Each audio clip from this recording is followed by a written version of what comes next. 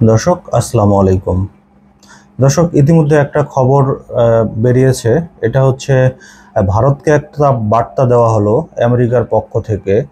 যেই বার্তায় বলা হয়েছে যে ঢাকাকে বিরক্ত করা থেকে বিরত থাকতে হবে। বিশেষ করে এই ভারত বাংলাদেশ সম্পর্কে যেই পরিমাণ প্রোপাগান্ডা ছড়াচ্ছিল, বিশেষ করে ভারতীয় মিডিয়া, ভারতীয় বিশেষ করে নরেন্দ্র মোদীও কিন্তু এরকম অনেক কথাবার্তা বলেছে যে বাংলাদেশে সংখ্যালঘু নির্যাতন হচ্ছে, সংখ্যালঘুদের সেভ করার জন্য, এবং অন্যান্য অনেক কার্যক্রম চলতেছে, যে ঘর বাড়ি জ্বালাও পোড়াও, হিন্দুদের বাড়ি ঘরে আগুন দেওয়া, এইসব নিয়েও কিন্তু নরেন্দ্র মোদী বেশ অনেক উল্টাপাল্টা কথা বলেছেন। বিশেষ করে তার ভেরিফাইড ফেসবুক পেজে তিনি কিন্তু এই প্রসঙ্গগুলো কিন্তু ছড়িয়েছেন। তো আমেরিকার পক্ষ থেকে কিন্তু ভারতকে এই ব্যাপারে একটা কঠোর হুঁশিয়ারি দেওয়া হলো অলরেডি। কারণ আমেরিকা চায় না যে বাংলাদেশকে ভারত কিন্তু এইসব প্রোপাগান্ডা ছড়াক। কারণ ভারত যে প্রোপাগান্ডাগুলো ছড়াচ্ছে এগুলো কিন্তু আসলেই খুবই বিরক্তিকর, এবং হচ্ছে মানে এক প্রকার মিথ্যা দোষারোপ করতেছে। এটা কিন্তু কোনো ক্রমেই কিন্তু এটা ঠিক না। কারণ ভারত খুব ভালো করেই জানে যে হাসিনা এতদিন যে তার গোলামে পরিণত হয়েছিল। তো এই হাসিনাকে তারা খুশি করতে, এবং হাসিনা যে ভারতকে মানে গোপনে গোপনে কত কিছু দিয়েছেন, সেইগুলোর একটা প্রতিদান স্বরূপ কিন্তু এই কথাবার্তাগুলো ভারত ছড়াচ্ছিল। তো এই জন্য কিন্তু ভারতকে আমেরিকা কিন্তু এটা হুঁশিয়ার করে দিল যে বাংলাদেশ ব্যাপারে আপনারা নাক গলাবেন না।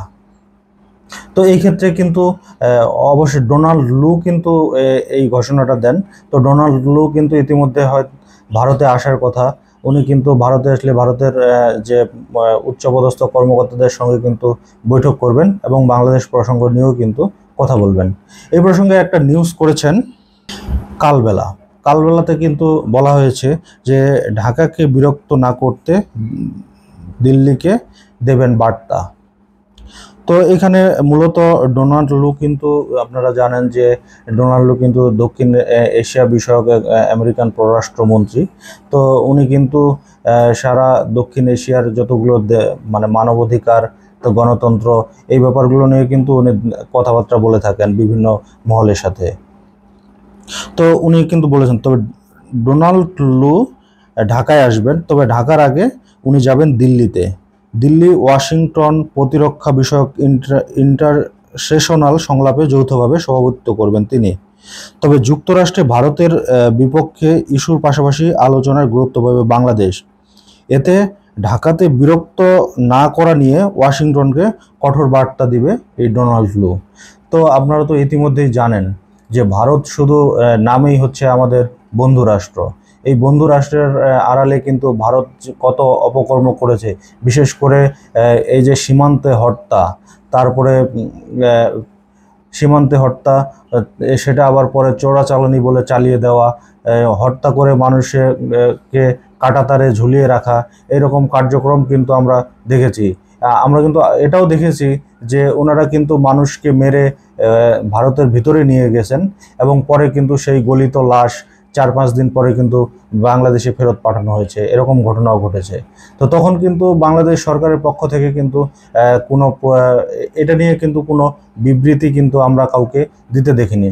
কিন্তু রিসেন্টলি ডক্টর ইউনূস যখন হচ্ছে ক্ষমতা গ্রহণ করেন, তখন কিন্তু তিনি বিডিআরকে কিন্তু সরাসরি বলেছেন যে ভারত যদি এরকম কোনো অবৈধ কার্যক্রম করে থাকেন, তাহলে কিন্তু তাদের সেই জবাব দিতে হবে বিডিআরকে।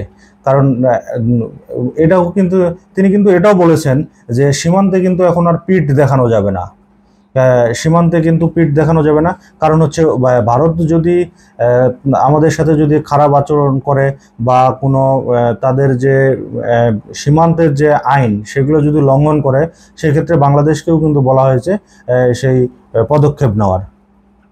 তো দর্শক, আমরা চাই যে বাংলাদেশকে, ভারত যেহেতু আমাদের প্রতিবেশী দেশ, সেহেতু ভারতের সাথে আমাদের যেন সম্পর্ক বন্ধুত্বের মতোই থাকে। কিন্তু ভারত যদি এই বন্ধুত্বের সম্পর্কটাকে যদি ওরা বন্ধুত্বতে নিয়ে যেতে চায়, তাহলে কিন্তু বাংলাদেশ চুপ করে বসে থাকবে না।